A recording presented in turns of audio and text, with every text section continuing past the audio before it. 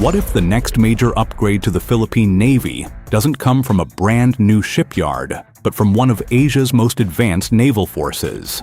Japan is preparing to retire its Asagiri-class destroyers, and the Philippines is reportedly among the countries watching closely. These aren't just aging warships being phased out. They're battle-ready, multi-role platforms that have served one of the most modern navies in the world. So, what exactly makes these ships special? How powerful are they really? And could acquiring them significantly reshape the Philippines' maritime capabilities, especially in the West Philippine Sea? In today's discussion, we'll break down what the Asagiri class brings to the table, the opportunities it presents, and the bigger strategic picture behind a potential transfer. The Japan Maritime Self-Defense Force is getting ready to retire one of its longtime workhorses at sea, the formidable Asagiri-class destroyers. And here's where things get interesting. The Philippines is reportedly among the nations watching closely. So, what exactly is the Asagiri class? Why does it matter? And could these ships seriously transform the future of the Philippine Navy? Let's break it down. Built and commissioned between 1985 and 1991, 8 Asagiri-class destroyers entered service as reliable guardians of Japan's maritime interests. Designed as general-purpose warships, they weren't built for just one mission. They were built to do it all. Compared to the smaller Abukuma-class escorts, the Asagiri class is in a different league. We're talking about a 3,500-ton warship stretching 137 meters long. Bigger, tougher, and far more versatile.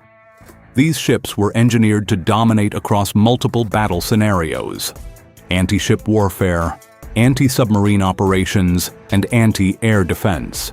In simple terms, they were designed to fight threats from the surface, from below the sea, and from the sky, all at once. And it doesn't stop there. The Asagiri class can deploy and operate a helicopter, giving it extended reach for patrols, surveillance, search and rescue, and submarine hunting. That alone dramatically expands its operational footprint. In maritime defense, eyes in the sky can mean everything. Now let's talk firepower. At the bow sits a 76mm main gun, ready to engage surface threats. For incoming missiles, a close-in weapon system acts as the ship's last line of defense. Aerial threats are countered with surface-to-air missiles. For striking enemy vessels at range, Harpoon anti-ship missiles deliver serious punch. Beneath the surface, torpedo tubes stand ready to hunt submarines. But modern naval warfare isn't just about weapons, it's about information. The Asagiri class is equipped with advanced combat direction systems, tactical data processing, satellite communications upgrades, and electronic warfare capabilities. These systems allow the ship to detect, track, and respond to threats faster and more effectively. In today's network-centric battlefield, that's a massive advantage. All of this makes the Asagiri class more than just larger than the Abukuma class. It makes it significantly more capable and adaptable, even decades after its launch. Now here's the big question: how would it stack up in the Philippine fleet? The BRP Jose Rizal and her sister ship represent modern steps forward for the Philippine Navy. The upcoming BRP Miguel Malvar promises even more capability. But in terms of sheer size, multi-role flexibility, and sustained helicopter operations, the Asagiri class would immediately stand out. For the Philippines, acquiring such ships wouldn't just mean adding hulls to the fleet. It could mean expanding operational reach, strengthening sea control, and boosting deterrence in contested waters. And that's why this potential transfer isn't just another defense story. It could be a turning point. The real question now is, will the Philippines seize the opportunity? Now imagine this. If the Philippines successfully acquires these ships, it wouldn't just be adding more vessels to the fleet. It would be making a bold statement. Our maritime presence would immediately grow stronger. Our firepower would increase. Our deterrence posture, especially in the West Philippine Sea, would level up overnight. And here's the bigger picture. Building brand new warships takes years, sometimes close to a decade from planning to commissioning. That's a long wait. Bringing in retired but still highly capable ships from Japan could bridge that gap, giving the Philippine Navy serious muscle, while newer vessels are still on the drawing board. But this raises a fair question. If these ships are still capable, why is Japan letting them go? The answer is modernization. The Japan Maritime Self-Defense Force is moving forward with next-generation platforms like the Asagiri-class destroyer and the Mogami-class frigate. These newer ships feature advanced stealth designs, cutting-edge sensors, and more sophisticated combat systems. As Japan upgrades, it creates a rare opportunity for trusted partners like the Philippines to acquire well-maintained, combat-proven ships at a fraction of the cost of building new ones. That's not just a deal, that's strategic timing. Of course, it's not all smooth sailing. One major challenge is propulsion. The Asagiri class runs on pure gas turbine engines. Compared to diesel engines, gas turbines demand more maintenance and consume more fuel.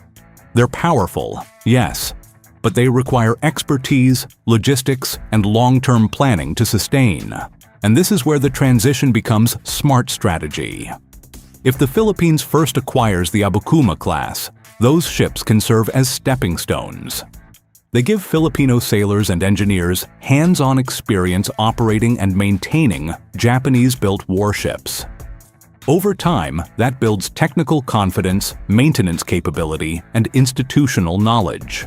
By the time larger and more complex vessels like the Asagiri class arrive, the Navy won't just be receiving ships, it'll be ready for them. So, what exactly does the Philippines gain if this plan moves forward? Helicopter capability that expands surveillance reach and strengthens anti-submarine warfare. Flexible force multipliers that can escort frigates or operate independently in high-risk waters. Access to Japanese training, logistics networks, spare parts, pipelines, and maintenance expertise. A stronger deterrent presence in the West Philippine Sea, where visibility and capability matter more than ever. And the timeline? If reports hold true, Abukuma-class ships could arrive by 2027, followed by Asagiri-class destroyers in the early 2030s. That's not random. That's a phased, sustainable modernization path. Step by step, capability by capability, year by year. In the end, this isn't just about acquiring second-hand warships. It's about strengthening a growing defense partnership between the Philippines and Japan. A partnership built on shared security concerns, mutual trust, and a common goal of maintaining stability in the region. If this transfer becomes reality, it won't just reshape the Philippine fleet. It could reshape the balance of presence in our waters. Of course, let's be real. No major acquisition comes without challenges. Maintenance costs will be higher. Fuel consumption, especially with gas turbine engines, won't be cheap. Logistics will need careful planning. But when you weigh those concerns against the strategic payoff, the balance becomes clear. If the Philippines successfully brings the Asagiri class into service, it wouldn't just be an upgrade. It would be a leap. A serious expansion of naval firepower. A stronger and more visible maritime presence. A bigger role in maintaining stability and security across our region. This isn't just about adding ships, it's about strengthening deterrence. It's about protecting national interests. It's about showing that the Philippine Navy is steadily evolving into a more capable and credible force. Now the question is yours. Should the Philippines go all in and pursue the Asagiri-class destroyers from Japan? Is this the right move at the right time? Drop your thoughts in the comments. I'd really like to hear where you stand on this. At the end of the day, this isn't just about ships. It's about strategy, long-term planning, and understanding how naval modernization works in the real world. There are clear advantages, real challenges, and important decisions that would shape the future direction of the Philippine Navy. Rather than seeing this as a simple yes or no issue, it's worth looking at it as part of a broader conversation about defense priorities, regional security, and sustainable capability development. I'd love to hear your perspective. Not just whether you support the move, but why. What factors do you think matter most in decisions like this? Let's keep the discussion thoughtful and informative. And if you're interested in more deep dives like this on naval strategy and modernization, stay tuned for future conversations.